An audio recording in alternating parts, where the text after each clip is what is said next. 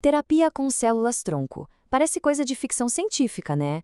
Um campo da medicina cheio de esperança, prometendo curar o que antes era incurável, mas que ao mesmo tempo está repleto de riscos bem sérios. Hoje, a gente vai tentar separar o que é promessa do que é perigo. Pensa só. E se fosse possível reparar um coração depois de um infarto? Ou quem sabe reverter a cegueira? Ou até mesmo regenerar tecidos que a gente achava que estavam perdidos para sempre? São perguntas como essas que movem a pesquisa com células-tronco e que alimentam a esperança de milhões de pessoas. Para a gente entender tudo isso, a gente precisa voltar para o básico. O que são exatamente essas células que parecem tão poderosas?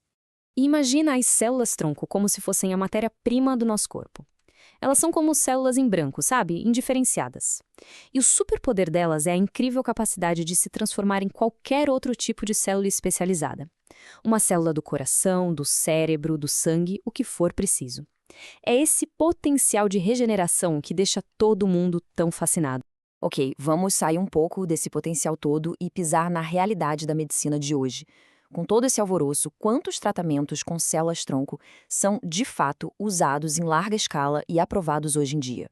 A resposta pode surpreender bastante. É apenas uma.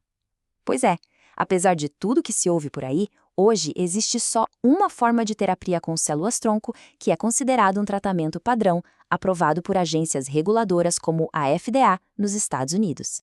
E essa terapia é o famoso transplante de medula óssea. O nome técnico é um pouquinho mais complicado, transplante de células-tronco hematopoiéticas. Mas é um procedimento que já é usado há décadas, principalmente para tratar doenças do sangue, como leucemia e linfoma. E o processo é bem intenso. Primeiro, o paciente passa por uma quimioterapia forte para eliminar as células doentes, o que acaba danificando também a medula óssea. Depois, ele recebe a infusão de células-tronco saudáveis de um doador. E aí, por fim, essas novas células-tronco começam a trabalhar, a gerar células sanguíneas novas e saudáveis, reconstruindo todo o sistema da pessoa. Bom, se o transplante de medula óssea é o presente, o que será que o futuro nos reserva? É justamente aqui, na fronteira da pesquisa, que a coisa fica realmente empolgante. Os cientistas estão investigando, por exemplo, como as células-tronco poderiam substituir neurônios danificados em doenças como Parkinson e Alzheimer. A busca é por restaurar funções cerebrais que foram perdidas. Já para o coração, a esperança é que as células-tronco possam estimular o crescimento de novos vasos sanguíneos ou até gerar novas células musculares cardíacas para reparar os danos de um infarto. Outra área de muita esperança é a oftalmologia.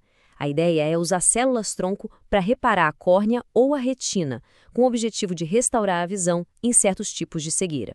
E que tal essa? Pesquisadores já conseguiram fazer um dente inteiro crescer de novo em ratos. Eles acreditam que um dia essa tecnologia possa ser usada para fazer crescer dentes vivos em pessoas. Parece coisa de filme, né? E no caso do diabetes tipo 1, a meta é usar células-tronco para criar novas células produtoras de insulina, aquelas que são destruídas pela doença. Seria uma virada de jogo total. Ok, com tanta promessa no horizonte, por que esses tratamentos ainda não estão disponíveis para todo mundo? Bom, é aqui que a gente entra numa parte mais complexa da história. As controvérsias, as críticas da própria ciência e os custos altíssimos. Durante muito tempo, a maior polêmica foi em torno das células-tronco embrionárias. Para conseguir essas células, era preciso destruir embriões, o que, claro, gerou muitas objeções éticas e religiosas. A pesquisa com células-tronco adultas, que vêm da medula óssea ou até do tecido de gordura, meio que contorna essa questão, mas todo esse debate acabou moldando a percepção do público por ano. Mas a polêmica não é só ética. Existe também a crítica científica.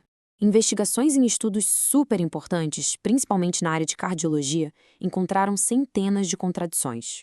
Por exemplo, já aconteceu dos mesmos dados serem apresentados como um grande ensaio clínico randomizado e em outra publicação, como um estudo observacional, bem menor. Isso, claro, acaba minando a confiança nos resultados.